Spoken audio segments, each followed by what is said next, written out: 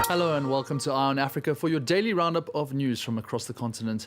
Coming up on the show, Senegal are through to the knockout stage of the FIFA World Cup in Qatar after a sensational 2-1 victory over Ecuador. Needing victory to progress, captain and star centre-back Kalidou Koulibaly volleyed home the priceless winner. We get all the reaction from Dhaka to Doha. Then lawyers are striking in Chad over a mass trial of detained anti-government protesters. It follows deadly demonstrations in late October in which scores of people were killed as they cried foul over the extension of military rule.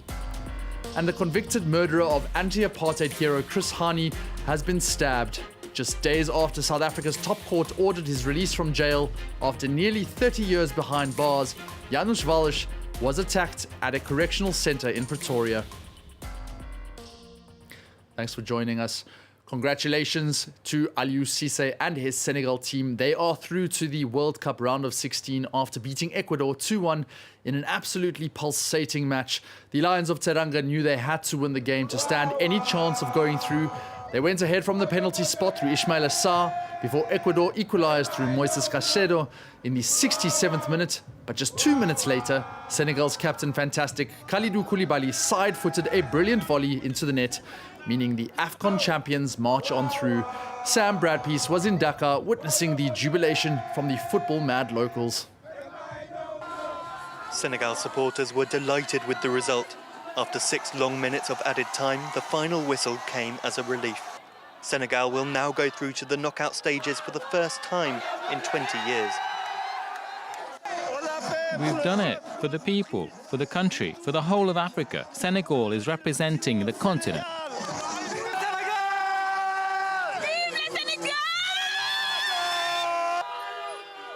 Fans flooding the streets of Dakar could barely contain their excitement.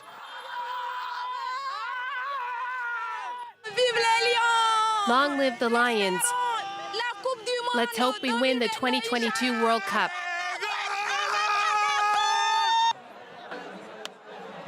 The match itself made tense viewing. When Senegal took the lead in the first half with a well-struck penalty, this fan was overcome with emotion. No one can stop Senegal now. We'll get to the final. Don't forget we are African champions. Go Senegal! We've got to concentrate till the end of the match, then we'll see. For the moment, I am really, really happy. I'm trembling all over. Senegal has become the first African team to make it to the knockout stages of this World Cup, already a point of national pride. And as a reward, Senegal will be playing England in the last 16 after the Three Lions topped Group B with a 3-0 win against Wales. Lawyers in Chad are protesting against the mass trial of 400 people detained over deadly anti-government demonstrations on October 20th. The protests were timed to coincide with the date when the ruling military had initially promised to cede power, a timeline now extended by 2 years. Around 50 people were killed in several cities across the country that day, with opposition groups estimating a much higher toll. Caroline Lambole has the latest. Lambasting the trial as a parody of justice, the Chad Bar Association went on strike on Tuesday. This case, from the arrest to the trial phase, has been marred by illegalities. That's why the Bar Association has decided not to support this crime. Not only will the lawyers not assist the people being detained at the Coro Toro prison, but they will also suspend all activity to condemn this parody of justice, because this is no longer a question of justice. The mass trial, which opened on Tuesday, is expected to last until the weekend. More than 600 people were detained during and after deadly anti-government protests, which rocked the country in October. The authorities insist that the unrest was an insurrection. These were not just demonstrations that were brought under control. It was a real insurrection that was carefully planned to create chaos in the country. Upon taking power, the military junta under Deby had said it would oversee an 18-month transition to democratic rule. Instead, the transitional period was extended for a further 2 years. Time for some more news from across Africa. In a world first of its kind, Malawi has begun a large-scale infant vaccination campaign against malaria. Despite a relatively low effectiveness, health authorities will administer the only vaccine against the disease recommended by the World Health Organization, known as RTSS. Authorities expect to vaccinate up to 330,000 children nationwide. Then Angola's Attorney General has confirmed that an arrest warrant has been issued for Isabel dos Santos, the daughter of former President José Eduardo.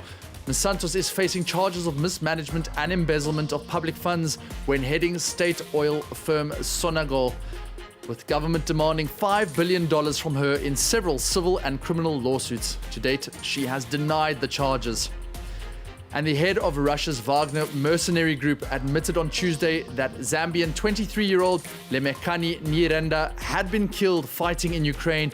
It comes 2 weeks after Zambia demanded an urgent explanation from Moscow over the death of Nyirenda, who was imprisoned while studying a degree in nuclear engineering in Moscow. Janusz Walus, the killer of South African anti-apartheid hero Chris Hani, has been stabbed in jail days after the country's top court ordered him to be released on parole. In a statement, South Africa's Department of Correctional Services confirmed the stabbing of Walus, who has spent nearly 3 decades behind bars for murdering the hugely popular Hani. For more on this story, I spoke to our regional correspondent, Nadine Teron.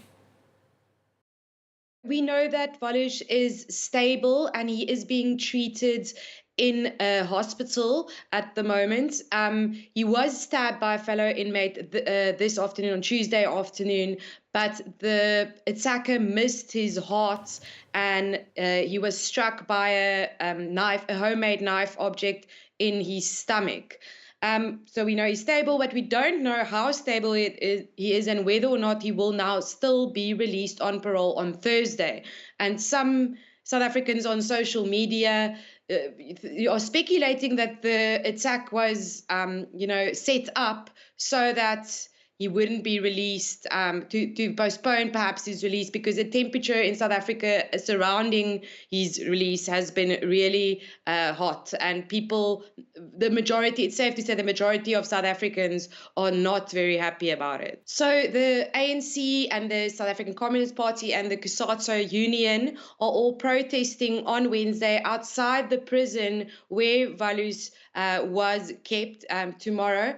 And then they already protested this weekend, and the radical economic freedom fighters, radical left, they've actually issued a statement saying that the Constitutional Court, having made the decision of releasing Walus on parole, has made a very bad error, and that it will have to live with the consequences. It was almost a veiled threat that the EFF issued in their statement. And Hani's widow, Limfo, is also furious. And so are South Africans on social media, because we know that the Hani family was never able to reach a reconciliation process with Walus, and that's partially because he never admitted the true intent behind the assassination. And there were rumors at the time that he was acting on behalf of a conservative party, but to this day he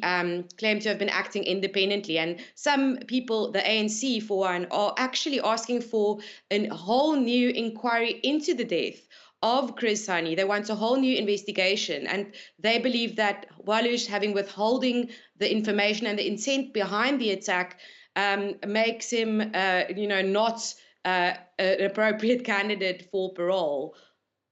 That's Nadine Teron from South Africa.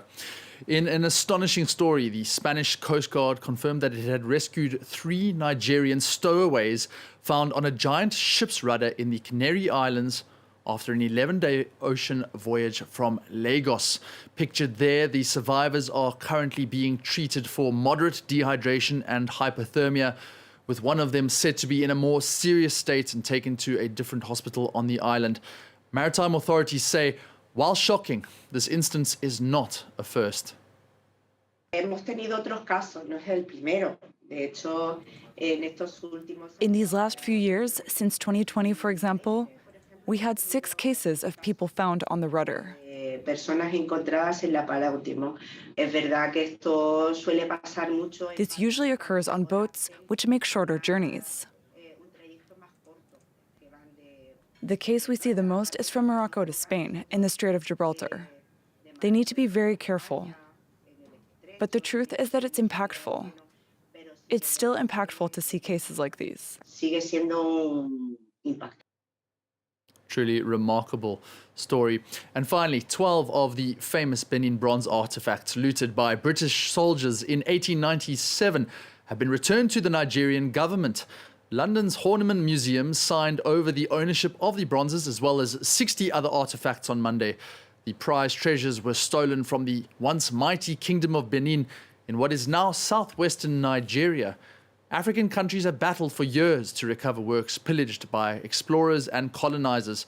But officials say this could be the catalyst to bring them all home. I think that if most museums are now involved in repatriation of looted Benin bronzes, so why should other museums should be just watching and sitting aside?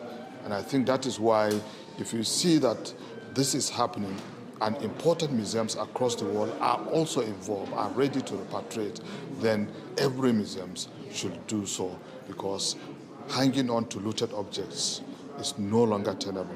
It's morally wrong and ethically wrong for the institutions of museums as well.